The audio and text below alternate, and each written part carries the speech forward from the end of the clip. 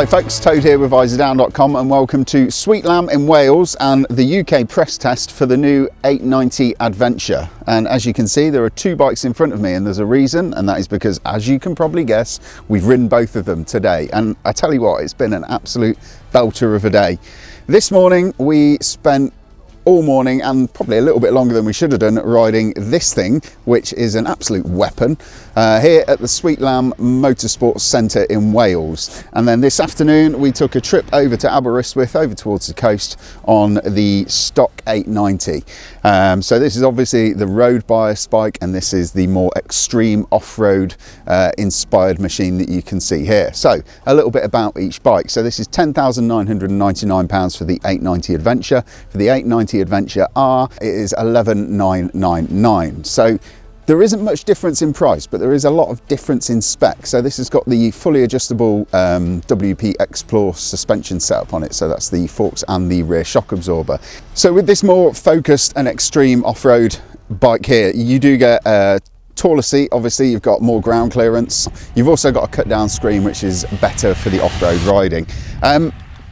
I mean, I could talk about the two bikes individually, but really I just want to talk about them collectively, because when you look at the numbers on a spreadsheet for these bikes, you see things like the power's increased by 10 bhp, so it's now up to 110 PS or around 110 bhp. And they've increased the inertia within the engine to help low down grunt and mid-range torque, and you see all these little things that they've done and you think, am I going to feel the difference? But actually when you look at that and the difference that it makes to the bike as a whole is absolutely massive. I was really looking forward to riding this bike because last year, at the end of last year, we rode the 790 Adventure. We did an on and off-road review of that bike, and it blew me away with how easy it was to ride and how compliant, and the handling is just so good. Really flat as you as a rider, and I didn't really have many grumbles. And I was thinking, well, how are they going to improve on it? And there's these little changes that they've made, but they add up to make such a big difference to the machine.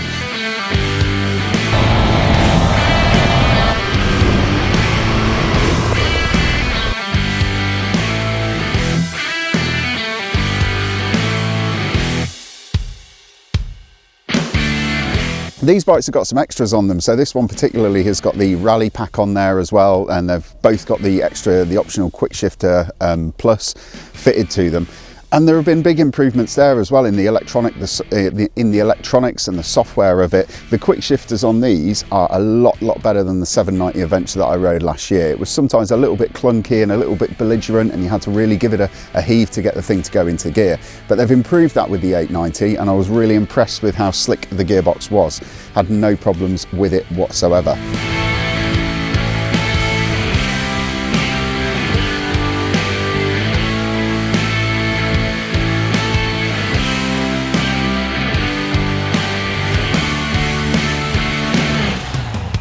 One of the big sort of battlegrounds in the adventure bike field, whether it's big bore high capacity adventure bikes or the mid-range adventure bikes like these, is the electronics. And as with any other KTM adventure bike, these are chock full. So you've got the motor traction control, especially with this bike. We were playing with that a lot earlier on the off-road section.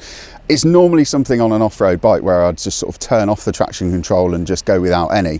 But to be honest with you, the system is so intuitive and so good. I actually left some of the traction control in there because it wasn't pulling you back all the time. If you've got traction control, even if it's multi-level traction control, you'll always feel it intervening and feel it sort of cutting in when you're riding, especially on loose surfaces and deep mud like we were riding earlier on today. But actually on this bike, I didn't really need to turn it off because you had so much slip there with it still in place and so much play that you could just ride around with the traction control, and it actually flattered you as a rider, and it improved the way that I was riding, I can say that for sure. Another really impressive aspect of it is the ABS system. It's a cornering ABS system which has obviously been optimized for off-road riding, and again, you can actually lean on the ABS system even on when we were riding off-road earlier on today, coming down some steep inclines, and it was muddy and sort of slate and rocks everywhere, not the sort of place where you'd normally be wanting to grab any front brake, but you kind of had the confidence to do it, and it was partly the ABS and it was partly these Mitas tyres. I set it on the 1290 Super Adventure road test that we went on the other week. The Mitre Soups on there, if it was a blindfolded test, I wouldn't have known they were a big branded Pirelli or a Metzler or Continental tyre. And it's the same with these Mitre tyres. They're road legal knobblies and the grip is absolutely phenomenal. I was really, really impressed. So we've been riding these bikes all day. Obviously I've got aches and pains, but that's not really through the riding position or the seat or anything else like that. It's just because I've been having my arms wrenched out the socket every 5 seconds from opening the throttle. I really couldn't fathom how KTM were going to improve on the 790 Adventure. I thought that the 890 was going to be more of an exercise in circumnavigating Euro 5 regulations, but there's a lot more to these bikes when you dig a little bit deeper.